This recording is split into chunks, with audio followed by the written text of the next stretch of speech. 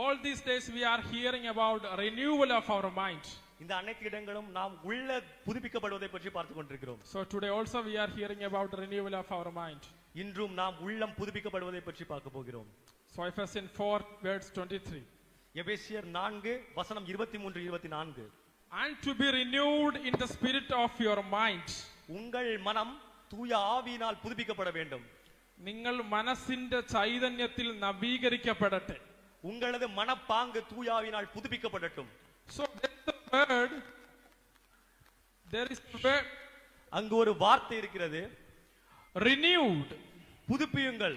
Renewed. புதுப்பியுங்கள். So what is happening in our mind? நம்மளது உள்ளத்தில் என்ன நடக்கிறது மனதில்? Already what is happened in our mind? நமது உள்ளத்தில் என்ன நடந்தது? Oh brother, I am doing very good things. சகோதரரே, நான் நல்ல விஷயங்கள் பண்ணிட்டு இருக்கேன். I am helping others. நான் மற்றவங்களுக்கு உதவி செய்றேன். I am going and attending a holy mass every day. நான் தூய திருப்பலியை எப்பொழுதும் அட்டெண்ட் பண்றேன். So there is no problem in my mind. அதனால என்னோட உள்ளத்துல எந்த பிரச்சனையும் இல்ல. But here Paul says, இங்க பவுல் என்ன சொல்றார் அப்படினா, we have to renew our mind. நாம் நம் உள்ளத்தை புதுப்பிக்க வேண்டும். So அதனால் renew, புதுப்பியுங்கள். the word renew, அந்த வார்த்தை புதுப்பியுங்கள் என்னும் அந்த வார்த்தை, why we are using renew? நாம் எதற்காக புதுப்பியுங்கள் இந்த வார்த்தை உபயோகிக்கிறோம்? So there is already something else is behind this renew. அதற்கு முன்பாக இந்த புதுப்பியுங்கள் என்பதற்கு எதிரான ஒன்று ஏதோ நடந்திருக்கிறது அதற்கு முன்பாக. So we already have a mindset. நமக்கு ஏற்கனவே ஒரு மனப்பாங்கு இருக்கிறது. But ஆனால் that was not the true mindset of ourselves. அது நம்முடைய உண்மையான மனப்பாங்கு அல்ல. So something we have ஏதோ நமக்கு இருக்கிறது already in this body, நம் உடலில் ஏதோ ஒன்று முன்பே இருக்கிறது. but that is not true. ஆனால் அது உண்மை அல்ல. I am not saying this. நான் இத சொல்லல. Holy Spirit is saying this. பரிசுத்த ஆவியானவர் சொல்கிறார். Hallelujah. Hallelujah. So we have mind, நமக்கு உள்ளம் இருக்கிறது, சிந்தனை, but that is not true mindset. அது உண்மையான மனநிலை அல்ல. That is why Holy Spirit says we have to renew our mind. அதற்காக தான் பரிசுத்த ஆவியானவர் சொல்கிறார், நமது மனப்பாங்கை மாற்ற வேண்டும், புதுப்பிக்க வேண்டும். Then only அதன் பிறகுதான் the true mindset will be ourselves. இந்த உண்மையான மனப்பாங்கு நமக்கு நம்மள் உருவாகும். Hallelujah. Hallelujah. The word 22 says, இறை வார்த்தை 22 சொல்கிறது, you were taught to put away your former way of life, your old self. நம்முடைய முந்தைய வாழ்க்கையும் தீய நாட்டங்களையும் மாற்றி நமது வாழ்க்கையை புதுப்பிக்க வேண்டும், உள்ளத்தை புதுப்பிக்க வேண்டும். So this is the problem. இதுதான் பிரச்சனை. Old self, பழைய வாழ்க்கை முறை, former way of life, பழைய நாம் வாழ்ந்த அந்த வாழ்க்கை முறை. From this old self, அந்த பழைய வாழ்க்கை முறையிலிருந்து, and from this former way of life, அந்த சாதாரண பழைய யதார்த்தமான வாழ்க்கை முறையிலிருந்து we have to renew. நாம் நம்மை புதுப்பித்து புதிய வாழ்க்கையில் வர வேண்டும். Hallelujah. Hallelujah. We have to renew something to new. நாம் எதையோ புதுப்பிக்க வேண்டும். So this word 22 is the, இந்த வசனம் 22 அதை பற்றி சொல்கிறது. Lie which is devil put on ourselves. சாத்தான் நம்மளுடைய உள்ளத்தில் மனதில் ஏதோ ஒன்று விதைச்சிருக்கான், அத பத்தி இங்க பேசிட்டு இருக்காங்க. So அதனால் this is our former way of life. இது நம்முடைய சாதாரண வாழ்க்கை முறை, old self. பழைய வாழ்க்கை முறை. This is not the true identity of ourselves. இது நம்மளுடைய உண்மையான தனித்துவ வாழ்க்கை அல்ல. This is a lie. இது ஒரு வாழ்க்கை. We have to renew this. ஆனால் நாம் இதை புதுப்பிக்க வேண்டும். We have to renew.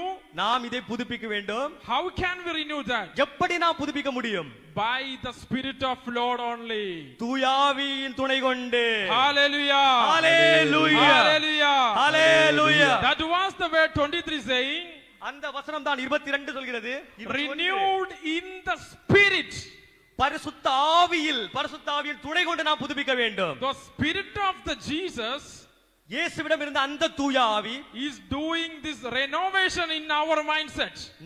நம் உள்ளத்தை புதுப்பித்தலே இந்த தூய ஆவியானவர் நம்மளை செயலாற்றுகிறார். Hallelujah. Hallelujah. Again maybe you have a doubt. இதற்கு அப்புறமும் நமக்கு சந்தேகம் உருவாகும். What is happening in my mindset? என்னுடைய சிந்தையில் என்ன நடந்து கொண்டிருக்கிறது என்னுடைய மனதில்? Hallelujah. For that I will read one more word.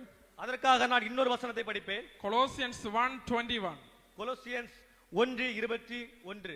Hallelujah. Hallelujah. Hallelujah. Hallelujah. In this word, In this word, இந்த வார்த்தையில் we are hearing நாம் கேட்கிறோம் one sentence is, ஒரு வார்த்தை, and you who were once estranged and hostile in mind doing evil deeds.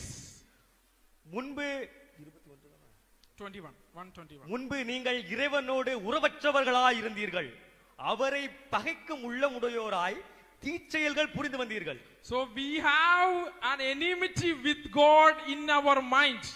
நமக்கு முன்பு கடவுளோடு உறவற்ற முறையில் ஒரு எதிரித்தன்மை இருந்தது. We were enemy against the God. நம் கடவுளுக்கு எதிரியாக இருந்தோம். All of our thoughts, நம்முடைய சிந்தனையிலும், all of our imagination, நம்மளுடைய கற்பனைகளிலும், all of our deeds, நம்மளுடைய ஆசாபாசங்களிலும் ஆசைகளிலும், everything were against the God. அனைத்தும் கடவுளுக்கு எதிராகவே இருந்தது.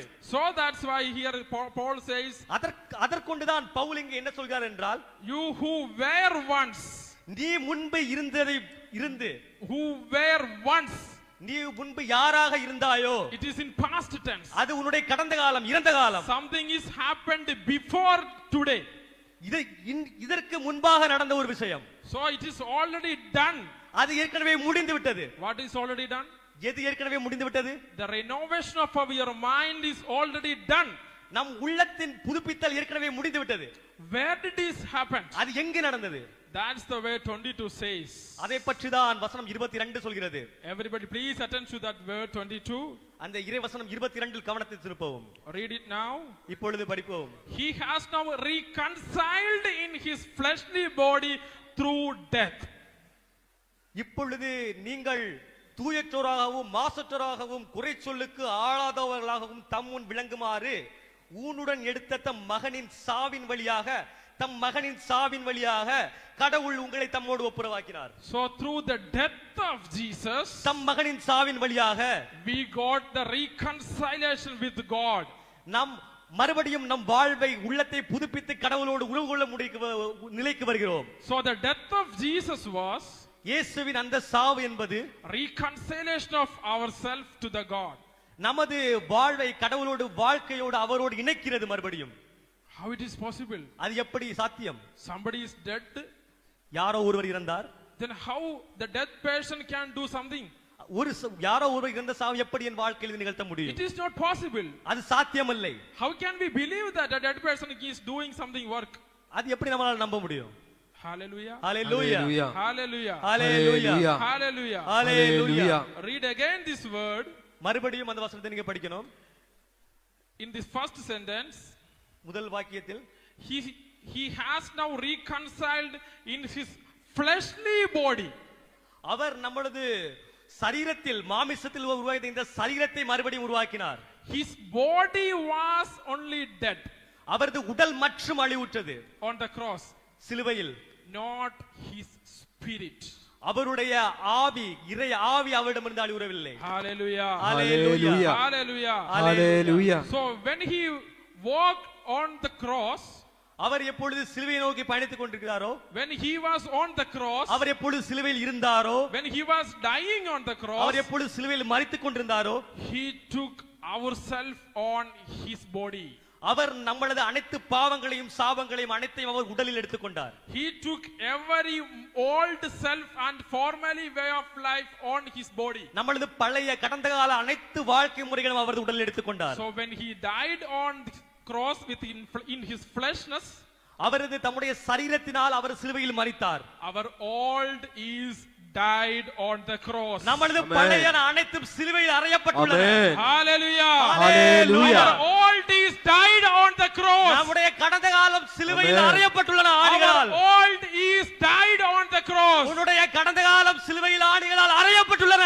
That's what the அதற்கொண்டுதான் இது பவுல் சொல்கிறார். we read எபேசியரில் அதிகாரத்தில் சொல்கிறார் 4:23 4:23 in the spirit, பரிசுத்த ஆவியில். Jesus. Hallelujah. Hallelujah. Hallelujah. Renewed in the spirit. ஆவியில் உங்கள் உள்ளம் புதுப்பிக்கப்பட வேண்டும். Now the body of Jesus is died on the cross. இயேசுவின் உடல் சிலுவையில் மரித்து விட்டது. Then the spirit is there. ஆவி எங்க இருக்கிறது? The spirit have no death. அந்த ஆவிக்கு முடிவே இல்லை, அழிவில்லை. அது கடவுளின் ஆவி. Now the body is dead. அந்த உடல் அழிவுற்றது.